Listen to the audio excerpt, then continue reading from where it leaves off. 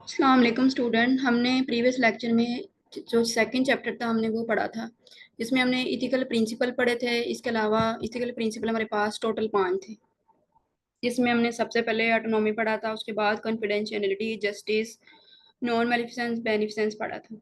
इसके बाद इस चैप्टर के बाद हमने इस चैप्टर में पढ़ना है फाइनेंशियल टर्मिनोलॉजी, जो बहुत इंपॉर्टेंट है डेफिनेशन। इसमें हमारे पास सबसे पहले आ जाती है हमारे पास डायरेक्ट कॉस्ट और इनडायरेक्ट कॉस्ट। डायरेक्ट कॉस्ट हमारे पास क्या आता है, इसकी हम डेफिनेशन देख लेते हैं। Direct cost are tangible predictable expenses a substantial portion of which include personal salary। इसमें एक पर्सन की जो पर्सनल थिंग्स आ जाती है ना, ऑब्जेक्ट और गोल होती हैं, वो होती हैं डायरेक्ट कॉस्ट, जो रिलेटेड होते हैं डायरेक्टली टू द इंडिविजुअल। इसमें पर्सनल सैलरीज, एम्प्लॉयमेंट बेनिफिट्स और इक्विपमेंट आ जाते हैं। और इसके अलावा ये जो डायरेक्ट कॉस्ट होती है वो एक पर्सन के डायरेक्टली रिलेटेड होती है, उसके बेनिफिट के लिहाज से। कोई भी चीज़ है उसके पास है जिसे वो बेनिफिट गेन कर रहा है, तो वो होती है उसकी डायरेक्ट कॉस्ट। उसके बाद हमारे पास आ जाती हैं, इसकी आगे दो टाइप आ जाती हैं। दो टाइप में हमारे पास इसके दो टाइप हैं। एक हमारे पास आ जाती है फिक्स्ड कॉस्ट और दूसरी हमारे पास आ जाती है वेरिएबल कॉस्ट। फिक्स्ड कॉस्ट हमारे पास क्या होती है, जो हमारे पास फिक्स कॉस्ट होती है उसमें जो कॉस्ट होती है वो बिल्कुल ही कांस्टेंट रहती है, डायनामिक नहीं होती, उसके अंदर कोई चेंजेस नहीं आती, जीएलई कांस्टेंट रहती है। उसके बाद अगले ईयर जाके उसको हम चेंज कर सकते हैं या मैनिपुलेट कर सकते हैं। फिक्स्ड कॉस्ट क्या है, are those expenses that are predictable remains the same over the time and can be control. इसको हम कंट्रोल भी कर सकते हैं और ओवर द टाइम वो सेम रहती है। जिस तरह हमारे पास फॉर एग्जाम्पल वो दे रहा है सैलरी आ जाती है, वो हमारे पास एक फिक्स कॉस्ट है। ये सिर्फ इतनी डेफिनेशन याद करनी है।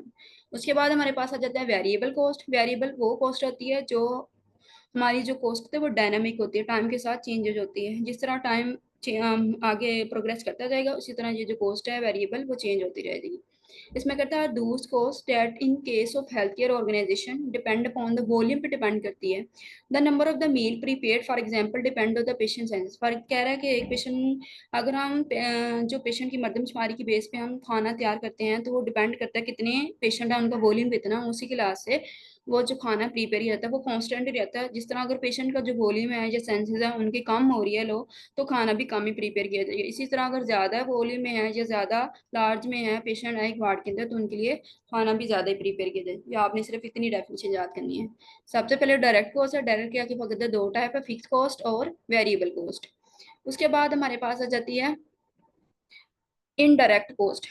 इनडायरेक्ट कॉस्ट में हमारे पास क्या होता है, जो इनडायरेक्ट कॉस्ट हमारे पास जो वो कॉस्ट होती है जो डायरेक्टली रिलेटेड नहीं होती इंडिविजुअल के या ऑर्गेनाइजेशन के या एजुकेशन प्रोग्रेस प्रोग्राम के या प्रोग्रेस के, उसके रिलेटेड नहीं होती। इनडायरेक्ट कॉस्ट में वो बता रहा है, इसकी हम डेफिनेशन देख लेते हैं। वो कॉस्ट जो वो कॉस्ट जिसमें हमारे पास क्या होता है, जो इंडिविजुअल की होती है, हमारे पास एजुकेशन प्रोवाइड कर रहे होते हैं या उसको हम टीचिंग कर रहे होते हैं, उसके अलावा जो चीज़ें होती हैं वो उसकी इनडायरेक्टली कॉस्ट होती है। इसमें हमारे पास सबसे पहले जिस तरह एग्जांपल में बताइए, are those cost not directly to the not directly related to the actual delivery of an education process आ जाता है। उसके एजुकेशन प्रोग्राम या प्रोग्रेस आप कुछ भी लिख लें अपनी वर्डिंग में डेफिनेशन, लेकिन मेन इसका वर्ड मेन जो मीनिंग यही है कि जो इंडिविजुअल प्रोग्राम के अलावा जो चीज़ें होंगी वो इनडायरेक्टली कॉस्ट होंगी। लेकिन इंडिविजुअल प्रोग्राम जो है, जो एजुकेशन प्रोग्राम है उसको प्रोवाइड करें एक पेशेंट को, तो वो उसकी इनडायरेक्टली कॉस्ट के आएगी। इसमें हमारे पास कहते हैं दीज इंक्लूड, दी इंक्लूड, लेकिन वो लिमिटेड नहीं होती इंस्टीट्यूशन ओवरहेड के, but are not limited to institution overhead such as the heating and air. जिस तरह फॉर एग्जांपल हमारे एक स्टूडेंट है पूरी क्लास में, तो हम इनको टीच कर रहे हैं, जो एजुकेशन प्रोग्राम है हमारे पास टीचिंग मटेरियल पड़ा है। इसके अलावा जो लाइट है वहाँ पे एयर है, एयर कंडीशनर है, हीटिंग है, फैन है, वो सारा इनडायरेक्टली कॉस्ट होगा। ये है इसका मेन। उसके बाद हमारे पास आ जाती है हिडन कॉस्ट। हिडन कॉस्ट में हमारे पास क्या आते हैं, जो वो कॉस्ट जो हमारे लिए बिल्कुल ही हिडन होती है या हमारे सामने रिप्रेजेंट नहीं की जाती, उसको थोड़ा टाइम के बाद रिप्रेजेंट किया जाता है, वो होती है हिडन कॉस्ट। हिडन कॉस्ट में क्या, type of the indirect cost can not be anticipated और accounted for until after the fact. कह रहा है कि तब तक नहीं एंटिसिपेट नहीं होती, ना ही काउंटेड की जाती जब तक कि हमें उसकी इफेक्ट या सिचुएशन का पता न चल जाए। उसके अलावा इसमें एक एग्जाम्पल बताता है ऑर्गेनाइजेशन बजट जो होता है। जिस तरह कोई भी हॉस्पिटल है, वहाँ पे कोई ऑर्गेनाइजेशन होती है पूरी स्टाफ की, जिस तरह स्टाफ नर्सिस होगी और डॉक्टर होगी, उनका एक बजट तैयार किया जाता है डेली, या 3 साल बाद, 2 साल बाद, 1 साल बाद, तो वो उनको नहीं बताया जाता। जब बजट इनके सामने आता है तभी इनको पता चलता है कि वो बजट की बेस पे उनकी सैलरी इंक्रीज हुई है, या बजट की बेस पे हॉस्पिटल की या कंस्ट्रक्शन की जा रही है, 3 साल बाद, 5 साल बाद हॉस्पिटल कंस्ट्रक्शन।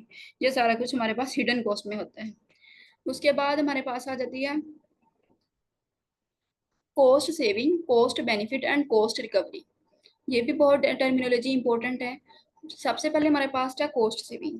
कॉस्ट सेविंग का मतलब है कि अगर एक पेशेंट हॉस्पिटल के अंदर शॉर्ट एडमिशन है, शॉर्टली वो स्टे कर रहे हैं, तो वो एक लंबे अरसे के लिए वहां पे नहीं रह रहा, मतलब इसकी डिपेंड अपॉन उसकी जितनी भी डायग्नोज है अलॉटेड हुई है, तो उसको कहते हैं हम उसकी कॉस्ट सेविंग। मतलब कि उसका ज्यादा फिर उसकी जो मनी वगैरह है स्पेंडिंग उस पर नहीं होगी इसके ट्रीटमेंट में, तो वो बढ़ जाएगी। इस तरह जो इक्विपमेंट भी यूज होंगे इसके ट्रीटमेंट के लिए, मेडिसिन, वो भी इस तरह शॉर्ट एडमिशन में बढ़ जाती है। हालांकि बजाय कि जो एक लॉन्ग टर्म हो, पेशेंट हो लॉन्ग ट्रीटमेंट के लिए हो, एक लॉन्ग अरसे के लिए स्टे करा हॉस्पिटल, तो उसमें ज्यादा उसमें स्पेंडिंग होती है मनी।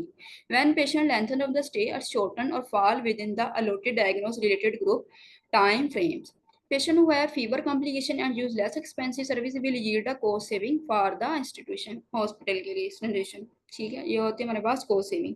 उसके बाद हमारे पास है cost benefit। cost benefit हमारे पास है,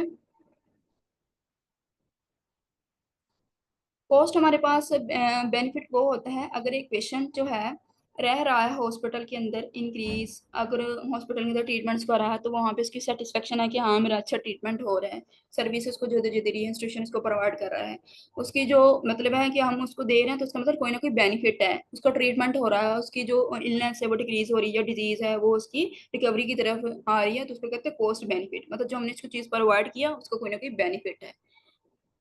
उसके बाद हमारे पास आ जाती है कॉस्ट रिकवरी। कॉस्ट रिकवरी में हमारे पास ये होता है जिसमें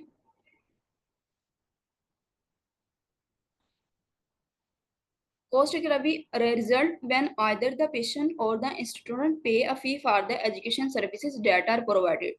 जिसमें एक पेशेंट जो है उसको हम एजुकेट प्रोवाइड कर रहे हैं, तो वो जो पेशेंट है वहाँ पे पे जो अपनी मनी है वहाँ पे एज अ फी के तौर पे पे करता है। जिस तरह प्राइवेट लगाने हॉस्पिटल है वहाँ पे उनको पे फी करनी पड़ती है ट्रीटमेंट के लिए, कोई भी या उनको चेकअप करवाने के लिए, या एजुकेशन प्रोवाइड जब भी उनको करनी हो, या काउंसलिंग या साइको थेरापिस्ट देख लें तो वो पे लेते हैं काउंसलिंग करने के लिए। ये होती है हमारे पास कॉस्ट रिकवरी, कि हम जो उनको दे रहे हैं जो एजुकेशन प्रोवाइड उसके बदले में हमें फी मिल रही है। ये होती है कॉस्ट रिकवरी। उसके बाद रिवेन्यू जनरेशन क्या है, इसमें प्रॉफिट होता है, रेफर टू द इनकम जो कि अर्न की जाए, और वो ओवर हो या तो अबव हो cost of the programme offered.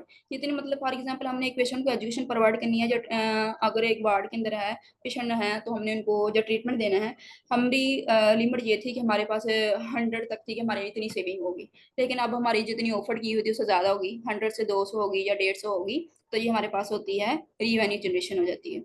उसके बाद हमारे पास आ जाती है, अब हमने डायरेक्ट कॉस्ट भी पढ़ ली है।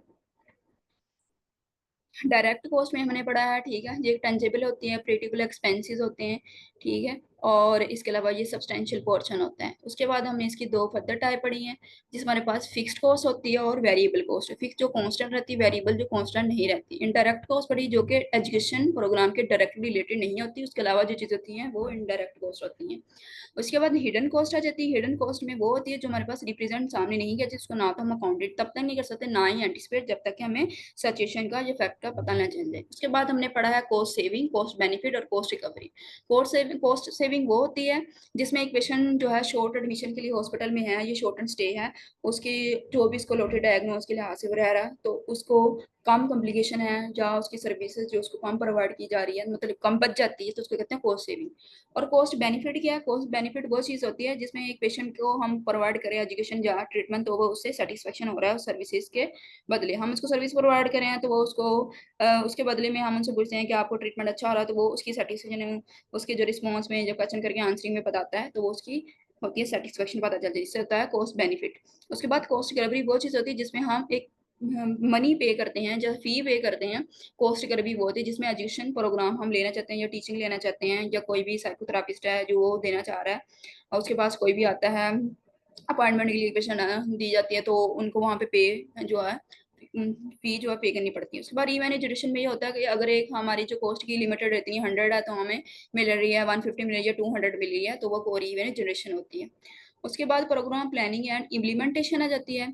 इसमें से आपने कुछ नहीं करना। उसके अलावा कॉस्ट बेनिफिट एनालिसिस और कॉस्ट इफेक्टिव एनालिसिस की आपने डेफिनेशन करनी है, जिसमें सबसे पहले हमारे पास डेफिनेशन कौन सी है, cost benefit analysis. Cost benefit analysis हमारे पास क्या होता है, ये हमारे पास मेजर करता है relationship between the cost and the outcome. मतलब कि कॉस्ट का मतलब जहाँ पे हमने सर्विसेज प्रोवाइड की है, उसके बदले में जितनी भी आउटकम हो उन दोनों के दरमियान रिलेशनशिप कहते हैं कॉस्ट बेनिफिट एनालिसिस। उसके बाद हमारे पास डेफिनेशन आ जाती है cost benefit ratio. Cost benefit ratio वो होती है जिसमें एक पेशेंट को हम एजुकेशन प्रोवाइड करते हैं और उसको डिवाइड करते हैं जितनी हमारे पास टोटल सेविंग हुई है पर पेशेंट, उसको कहते हैं कॉस्ट बेनिफिट रेशियो। जितनी मतलब एजुकेशन प्रोवाइडेड पर patient divided by the total saving पर पेशेंट। उसके बाद हमारे पास आ जाती है कॉस्ट इफेक्टिवनेस एनालिसिस, जिसमें हम मेजर करते हैं कि कितनी एजुकेशन जो हमने प्रोवाइड की है उसका इम्पैक्ट पेशेंट पे कितना है, इफेक्टिवनेस कितनी हुई है हमारे पास, उसके कहते हैं हमारे पास कॉस्ट इफेक्टिवनेस एनालिसिस। ये था हमारे पास चैप्टर एंड हो गया। इसके अलावा आपने इसमें से क्वेश्चन करना है, ये टेबल देख लेना है जिसमें उसने ऐसे बताया कॉस्ट इनडायरेक्ट है, डायरेक्ट है और हिडन है। बेनिफिट को उसने बताया हुआ, इसका ये रेशियो बताई हुई, ये करने की जरूरत नहीं है, बस एक बार गो थ्रू हो जाना। अब हमारा जो सेकंड चैप्टर था वो कंप्लीट हो गया है। अगर आपको मेरी वीडियो अच्छी लगी हो तो मेरे चैनल को सब्सक्राइब कर दे ताकि आपको फर्दर वीडियो मिलती रहे और आप लर्न कर सकें टीएलपी के lecture. Thank you for watching my video.